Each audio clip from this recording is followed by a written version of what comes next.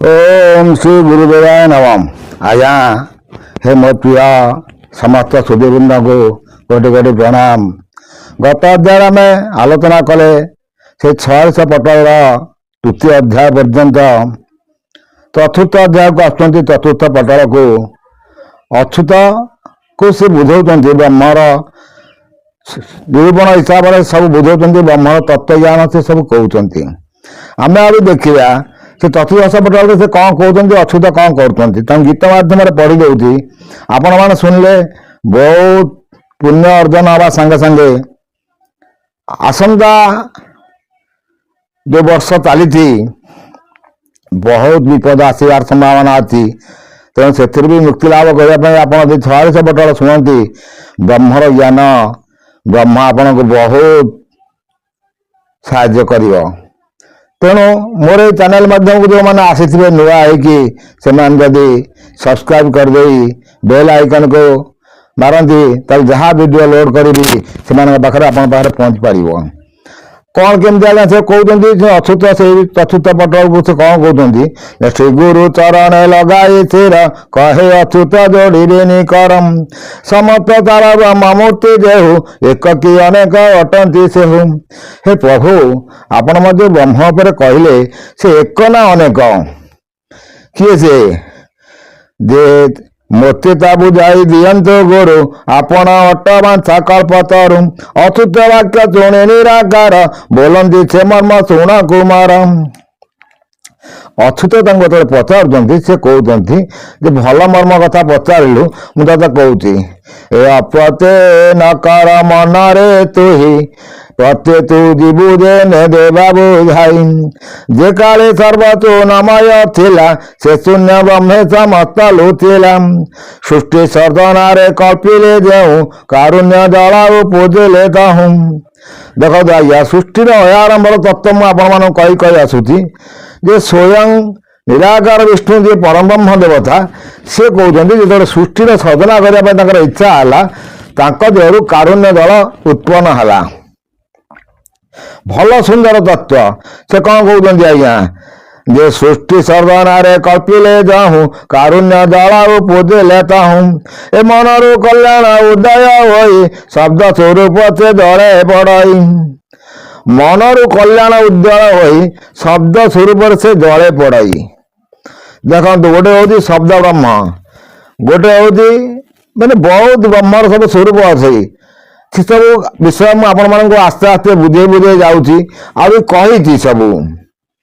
तेणु सी कौन कहते आम आस्ते आस्ते देखा कारुण्य जल बिंदु रूप दिथि आदि पंचभूत काया प्रकाशी कारुण्य जल मूर्ति एक भाति से त्रितुल वेद ब्रह्म कायम। से जो जल भाषुला देखो लेखकार माने बहुत रकम लिखिं नाना मुनिंकर नाना मत को आम तर्जमा कर देखुचे कौटा ठीक। वैज्ञानिक मान जो मत देते किसी नथिला जो आग्नेय पिंड जो संघर्ष लगिकी सूर्यमंडल सृष्टि है आस्ते आस्ते पत्थर सब घसी बाली बाली सृष्टि बाली देहर माटीर सृष्टि है।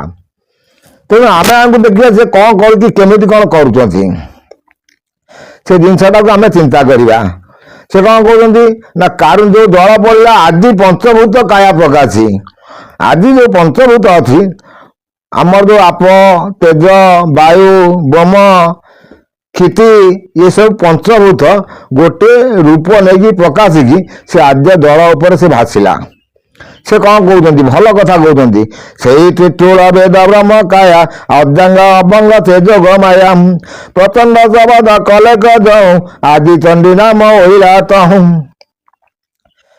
प्रचंड शब्द करी से माँ जो पढ़िले आदिशक्ति स्वरूपिणी से होती जोग माया। तेणु मुझे मोर चैनल माध्यम जोगमाया मंत्र बहुत कथा कही आसी तेणु आप मन ध्यान दे शुणे बहुत ज्ञान अर्जन हम। से कौन कहते प्रचंड शब्द कलेक जाऊँ आदि चंडी नाम ओला तहूँ आद्य स्वरूप प्रकाशंते एका तेणु तांको नाम है अंबिका। आद्य से शब्द कर जो हुंकार कर जो पढ़िले से ना चंडी बोली दिया है। आउ से कौन कहते ना ଆଦି ତଣ୍ଡି ନାମ ହୋଇଲା ତଉଁ ଆଦ୍ୟରେ ରୂପ ପ୍ରକାଶତେ ଏକା ତେଣୁ ତାଙ୍କ ନାମ ହେଲା ଅମ୍ବିକା। ଆମେ ଯୋଉ ଅମ୍ବିକା ଠାକୁରାଣୀ କହୁଛନ୍ତି ତାଙ୍କ ନାମ ସେଇଠି ସେ ସ୍ୱୟଂ ବିଷ୍ଣୁ, ଯେ ନିରାକାର ବିଷ୍ଣୁ ସେ ଦେଲେ ନାମ ଅମ୍ବିକା। ଏ ଦୁର୍ଗମ କାଳରୁ ଅନ୍ତେ ଉତ୍ପତ୍ତି ଦୁର୍ଗତି ଖଣ୍ଡିନୀ ଦୁର୍ଗା ବୋଲାନ୍ତି। ଦୁର୍ଗତି ସମୟ, କାରଣ ପୃଥିବୀରେ କେହି ନଥିଲେ ସେ ଜନ୍ମ ହେଲେ, ଦୁର୍ଗତି ସମୟ ସେତେବେଳେ, ସେ ସମୟରେ ସେ ଜନ୍ମ ହେବାରୁ ତାଙ୍କ ନାଁ ଦୁର୍ଗା ହେଲା।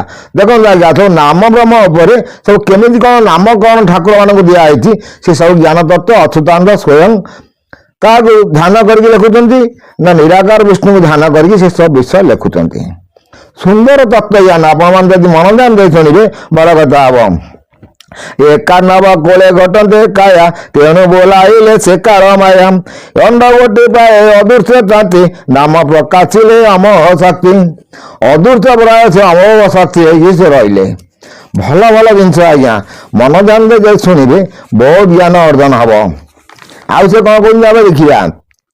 ଏ ଭୁବନେ କାୟା ହୁଅନ୍ତେ ଅଦୃଶ୍ୟ ଭୂଶକ୍ତି ବୋଲିନ ନାମ ପ୍ରକାଶ। ଆଦ୍ୟ ଚିରମଣି ଛେମା ମାଇ ଶ୍ରୀଶକ୍ତିଟି ନାମ ଦେଲେ କତହିଁ। ପୂର୍ଣ୍ଣ ବ୍ରହ୍ମ ଶକ୍ତି ନିର୍ବେଦ ବେଦ ଅଶେଷ ମହିମା କେପାଏ ଭେଦ। ଏଇଠି ଆଜ୍ଞା ଭଲ ତଥ୍ୟ ସେ ଲେଖିଲେ ଯେ ଭୁବନେ କାୟା ହୁଅନ୍ତେ ପ୍ରଦୃଶ୍ୟ ଭୂଶକ୍ତି ବୋଲିନ ନାମ ପ୍ରକାଶ। ଭୂଶକ୍ତି ଯୋଉ ଆମର ଯୋଉ ଗାୟତ୍ରୀ ମନ୍ତ୍ର ଯୋଉ ଆପଣମାନେ ପଢିବା ପାଇଁ ଯାଉଛନ୍ତି, ଆଗେ କ'ଣ ପଢୁଛନ୍ତି? ଆଗେ ଭୂର୍, ତାପରେ ଭୁବ, ତାପରେ ସୁହ। ସେଠି ଯୋଉ ଟିପଟା ପଢୁଛନ୍ତି ଓಂ ଭୂର୍ଭୁବ ସ୍ୱଃ ତତ୍ସର୍ବିତୁର୍ବରେଣ୍ୟଂ ଭର୍ଗୋ ଦେବସ୍ୟ ଧୀମହି ଧିୟୋ ନଃ ପ୍ରଚୋଦୟାତ୍। କିନ୍ତୁ ଓଙ୍କାରଟା ଆଗ ସୃଷ୍ଟି ହେଇଛି କୋଉଠୁ? ମୁଁ ଆପଣମାନଙ୍କୁ କହି ଆସିଲି, ଯୋଉ ଘର୍ଷଣ ହେଲା ପରେ, ଯୋଉ ଠାକୁରଙ୍କର ଯୋଉ ଇଏ ହେବା ପରୁ ଯୋଉ ଯୋଗମାୟାଙ୍କର ଭିତରେ ଆଗେ ଓଙ୍କାରଟା ସୃଷ୍ଟି ହେଇଛି। ଓଙ୍କାର ସୃଷ୍ଟି ଭୂଶକ୍ତିଟା ଆସିଲା। ଭୂଶକ୍ତି ବୋଲିନ ନାମ ପ୍ରକାଶ ଆଦ୍ୟ ଚିରମଣି ଛେମା ମାଇ ଶ୍ରୀଶକ୍ତିଟି ନାମ ହୋଇଲା ତହିଁ। ତାଙ୍କର ଶ୍ରୀଶକ୍ତି ବୋଲି ନାମ ସେଇଠି ହେଲା। ଶ୍ରୀ ବୋଲନ୍ତି ଆମେ ଲକ୍ଷ୍ମୀକି ବୁଝାଉଛନ୍ତି, ଆଦିଶକ୍ତି ଲକ୍ଷ୍ମୀ ଠାକୁରାଣୀ। ତେଣୁ ଏସବୁ ବହୁତ ଜ୍ଞାନ ତତ୍ତ୍ୱ ଅଛି। ପୂର୍ଣ୍ଣ ବ୍ରହ୍ମ ଶକ୍ତି ନିର୍ବେଦ ବେଦ ଅଶେଷ ମହିମା କେପାଏ ଭେଦ। ତେଣୁ ପୂର୍ଣ୍ଣ ବ୍ରହ୍ମ ଶକ୍ତି ତାଙ୍କର ବହୁତ ଭେଦ, ତାଙ୍କୁ କେହି ଭେଦ କରିପାରନ୍ତି ନାହିଁ। କାରଣ ମୁଁ ମୋର ଏଇ ଚ୍ୟାନେଲ ମାଧ୍ୟମରେ କହିଛି, ସ୍ୱୟଂ ରୁଦ୍ର ଦିନେ ବସିକି ସେ ଚିନ୍ତା କରିଥିଲେ ମୁଁ ହେଉଛି ସର୍ବେସର୍ବା। ମା ଆଦିଶକ୍ତି ପାର୍ବତୀ ଦେବୀ ତାଙ୍କ ଗର୍ବ ଭାଙ୍ଗିଥିଲେ। ସେ ଗର୍ଭବନ୍ଧନ ମୁଁ କ୍ୟାସେଟ୍ ଲୋଡ୍ କରିଛି, ଦରକାର ପଡ଼ିଲେ ପୁଣି ବି ଥରେ କହିଦେବି। ଭଲ କଥା ସେ କହୁଛନ୍ତି, ଏ ବେଦ ବ୍ରହ୍ମା ବୋଲି ତାହାକୁ କହି ସମାଜ ଦୂରକୁ ଅଥର୍ବ ସେହି। ପୁଣି ବୋଲନ୍ତି ଦେବୀ ଆଦ୍ୟ ଶକ୍ତି ଏକାନବ ଦଳେ ମନେ ଭାବନ୍ତି। ଜଳ ଶୂନ୍ୟ ଅଛି କୂଳ ତ ନାହିଁ ଟଳ ଟଳ ଦେହେ ହେଉଛି ମହି। କେଉଁଠାରେ ମୁଁ କରିବି ବିଶ୍ରାମ ରହିବା ପାଇଁ କାହିଁ ନାହିଁ ସ୍ଥାନ। ସିଏ ଯୋଉ ଆଦିଶକ୍ତି ଯିଏ, ସିଏ ଦେଖିଲେ ଏକାନବ ଦଳ ସବୁଆଡ଼େ ଜଳ, ସବୁ ତ ମୁଁ ଟଳମଳ ହଉଛି, କୋଉଠି ଗୋଟେ ଜାଗାରେ ବସିବି, କୌଣସି ଜାଗାରେ ସ୍ଥିର ହେଇକି କେମିତି ରହିବି। ତେଣୁ ସିଏ ଚାରି ବେଦର ଭଣ୍ଡାର ସେ ହେଲେ। ସେଇଆକୁ ସେ କହୁଛନ୍ତି ବେଦ ବ୍ରହ୍ମ ବୋଲି ତାହାକୁ କହି ସାମ ଯଜୁ ଋକୁ ଅଥର୍ବ ସେହି। ଆଗେ ତ ଋକ୍ ଯଜୁ ସାମ ଅଥର୍ବ। ତେଣୁ ସେ ବେଦର ବେଦ ବ୍ରହ୍ମା ବା ବେଦ ଶକ୍ତି ବା ଆଦିମାତା ଆଦିଶକ୍ତି ତାକୁ କୁହାଯାଏ ବେଦ ମାତା। ତେଣୁ ସୁନ୍ଦର ସୁନ୍ଦର ତଥ୍ୟ ସେ ଦେଖୁଛନ୍ତି। ଜଳ ଶୂନ୍ୟ ଅଛି କୂଳ ତ ନାହିଁ ଠଳ ଠଳ ହେଉଛି ମୁଇଁ।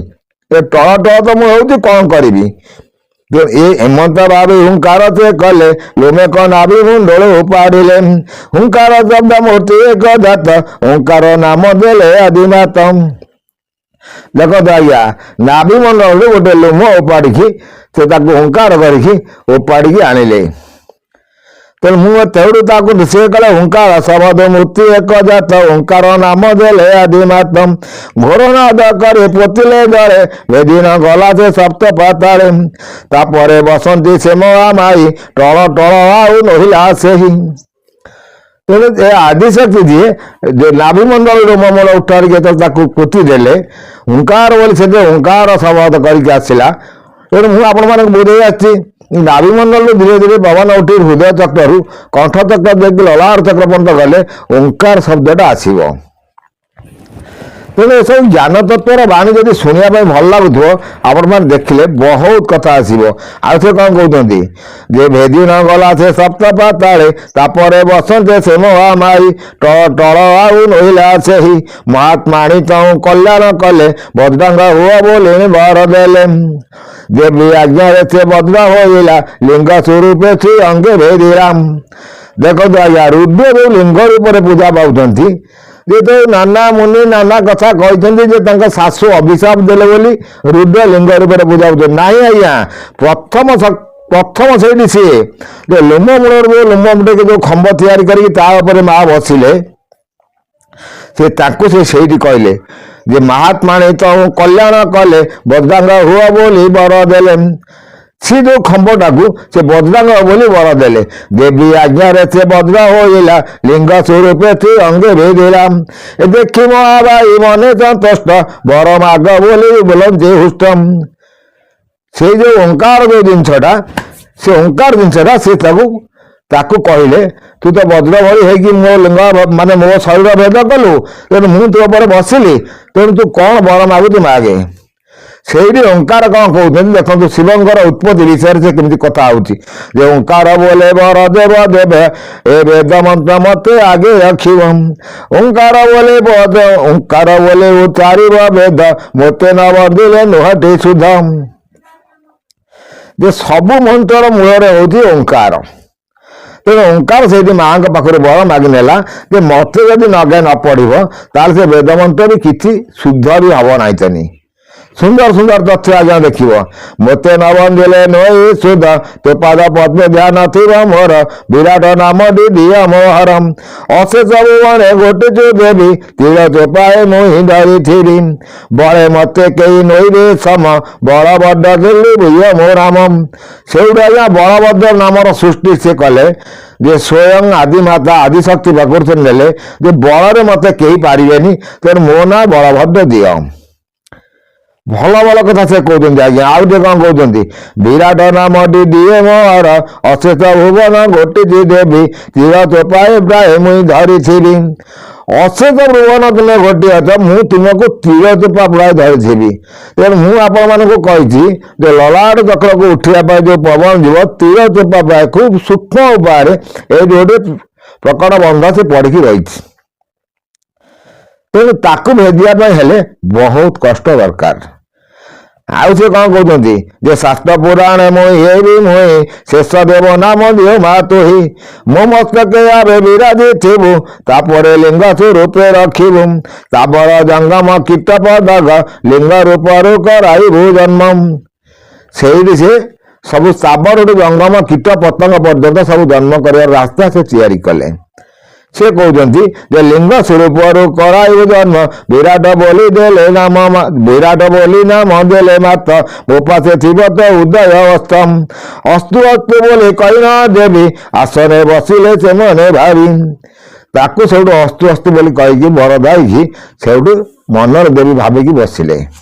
ସୁନ୍ଦର ସୁନ୍ଦର ତଥ୍ୟ ଜ୍ଞାନ ଆପଣ ଶୁଣିଲେ ବହୁତ ପୁଣ୍ୟ ଅର୍ଜନ ହେବା ସାଙ୍ଗେ ସାଙ୍ଗେ ଜ୍ଞାନ ବି ବହୁତ ଆସିବ। ଆଉ ସେ କ'ଣ କହୁଛନ୍ତି ଆଜ୍ଞା ଦେଖିବା। କାହୁଁ ହଇଲେ ମୁଁ କେକଲା ଜନ୍ମ ଚାହିଁଲେ ଦିଶେ ଦଶ ଦିଗ ଶୂନ୍ୟମ।